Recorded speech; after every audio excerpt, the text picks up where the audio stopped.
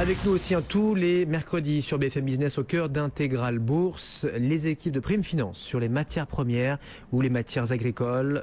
Benjamin Louvet, son associé gérant, est avec nous désormais à la radio ou à la télé. Bonjour Benjamin. Bonjour Sébastien. Les actifs à risque un petit peu chahutés aujourd'hui, rien de dramatique. On gagnait 2 hier, on repère 0,7 aujourd'hui. Il y a quand même un actif qui pourtant n'est pas à risque. Remarquez, c'est peut-être la raison pour laquelle il sous-performe. C'est bien l'once d'or. L'once d'or là qui en 5-6 mois décroche. On est passé de 1800 à 1550 $. L'once d'or, que se passe-t-il, Benjamin, sur ce métal fin ? Alors c'est sur un peu plus longtemps que ça, Sébastien, parce que si on regarde effectivement depuis le début de l'année, l'or perd, on va dire, 5 à 6%. Oui. Sur un an, il perd 7%, donc à peine plus. Donc on a, je dirais, un marché qui est relativement stable. Et vous l'avez dit, effectivement, c'est aujourd'hui une question d'arbitrage. Un investisseur financier aujourd'hui a le choix entre des actifs risqués, comme les actions ou les obligations, ou des actifs, on va dire, refuges, comme l'or. Et on voit clairement que depuis quelques semaines, le pari qui est fait est le pari de la croissance et qu'on a un mouvement de fond qui se dessine sur les actifs un peu plus risqués et notamment sur les actions avec un très beau parcours depuis le début de l'année qui pâtit un petit peu, dont l'or pâtit un petit peu aujourd'hui malgré une situation toujours relativement tendue. On peut notamment noter que sur le marché physique, il est assez difficile aujourd'hui de trouver de l'or et qu'on trouve des primes importantes. On se retrouve même dans une situation un peu exceptionnelle où si aujourd'hui vous voulez acheter de l'or, le prix au comptant sur le marché de l'or est plus élevé que le prix à terme, ce qui est relativement rare, pour pas dire rarissime. C'est donc un premier paradoxe. Quand vous nous dites, moi j'aime bien votre discours, enfin dans l'analyse, c'est un pari sur la croissance. On a moins besoin d'or parce qu'on pense que voilà, il y a une vraie recovery globale qu'on constate aux États-Unis, beaucoup moins et qui se fait attendre en Europe. Est-ce que d'autres indicateurs ne nous donnent pas ce signal sur, j'entends, votre scope des matières premières ? C'est bien ça le problème aujourd'hui, Sébastien, et j'irais même un petit peu au-delà de notre scope à nous. Si on regarde les derniers indicateurs américains, j'entendais certains de vos intervenants ce matin en parler, mais également les derniers indicateurs chinois, on se rend compte qu'il y a un certain nombre de chiffres qui sont pas bons. Si on regarde sur le S&P 500 au cours du dernier trimestre passé, les surprises négatives et les surprises négatives quant aux earnings, on se rend compte qu'on est sur un rapport de surprises négatives par rapport aux surprises positives qui est à un niveau record, donc beaucoup de déceptions. Et malgré tout, on a des marchés qui continuent de tirer. On a encore eu aujourd'hui les chiffres ADP de l'emploi aux États-Unis qui n'étaient pas bons, les chiffres de l'ISM qui étaient moins bons qu'attendus, on a les chiffres du PMI qui sont moins bons qu'attendus aux États-Unis. Ça, c'est une première chose. Donc peut-être que pour l'instant, c'est ce qu'on appelle du wishful thinking, c'est-à-dire qu'on a envie de croire en cette croissance, on peut le comprendre.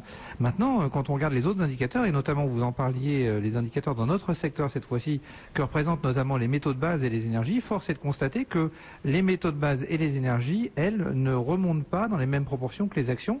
Alors pour les énergies, ça peut s'expliquer en partie par la situation un peu exceptionnelle que l'on connaît avec le développement des shale oil, donc des pétroles de schiste aux États-Unis, qui font qu'aujourd'hui les États-Unis croulent littéralement sous le pétrole, ont des stocks qui sont au plus haut depuis 22 ans.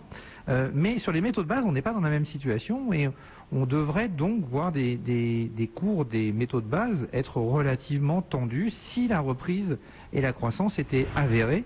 Or, ce qu'on constate, c'est que le cuivre ne cesse de corriger. Aujourd'hui, il vaut 336 $. On est sur des niveaux qui sont relativement faibles et on a une baisse continue de ces marchés-là qui ne colle pas du tout avec l'image générale et enthousiaste des marchés sur les actions. Donc attention à la surprise éventuelle sur la croissance, d'autant que, rappelons-le, on achète aussi de l'or pour se prémunir contre les risques extrêmes. Et aujourd'hui, les risques extrêmes, je pense qu'on peut dire qu'ils sont toujours là. On a la Corée qui monte en puissance avec un certain nombre de navires de guerre américains qui font mouvement à travers les océans du monde entier, mais on a également une situation toujours très compliquée sur les dettes et un problème qui n'est toujours pas réglé, notamment sur les dettes européennes, sans parler de la problématique du gouvernement italien qui n'est toujours pas... savoir si ces risques extrêmes vont se matérialiser demain, je ne peux pas le garantir. Néanmoins, il y a des forces de rappel qui garantissent au prix de l'or de ne pas descendre sur des niveaux très faibles et très rapidement. Sauf sur un mouvement de panique, entre guillemets, mais qui ne pourrait pas durer. À l'inverse, ce qu'on sait, c'est que si un de ces risques, quel qu'il soit, géopolitique, problème économique, problème de dette souveraine, se matérialise, avoir de l'or dans son portefeuille sera un vrai plus pour un investisseur en tant que valeur refuge. Bon, c'est votre conseil. Alors, vous ne changez pas de discours. À 1008, 1009, on disait, vous étiez notamment parmi ceux qui affirmaient qu'on allait tout droit à 2000. Pour vous, là, c'est une forme de plancher et on retrouvera un jour, on ira à 2000. Et quand on dit un jour, c'est pas dans 10 ou 15 ans. Non, ça ne sera pas dans 10 ou 15 ans. Simplement, la seule question qu'il faut vraiment se poser, c'est est-ce que les problèmes économiques qui nous ont amenés à cette crise sont totalement réglés? Certes, la microéconomie va bien, mais il y a encore beaucoup de problèmes au niveau macroéconomique. Et tant que ces problèmes ne seront pas réglés, on a de bons espoirs de voir le cours de l'or repartir très fortement à la hausse, sachant qu'en plus, pour sortir de ces problématiques de dette, historiquement, on n'a pas jamais trouvé de bonnes solutions. J'aimerais qu'on en trouve une, mais historiquement, les seules solutions qui se sont présentées, c'est le contrôle des changes, le défaut ou l'inflation. Et dans les trois cas, l'or serait une valeur extrêmement précieuse en portefeuille. L'or qui perd 6% en quelques mois, donc depuis le début de l'année, vous nous le disiez. Explication en direct de Prime Finance, signé Benjamin Louvet, associé gérant donc de Prime, tous les mercredis au cœur d'Intégral Bourse sur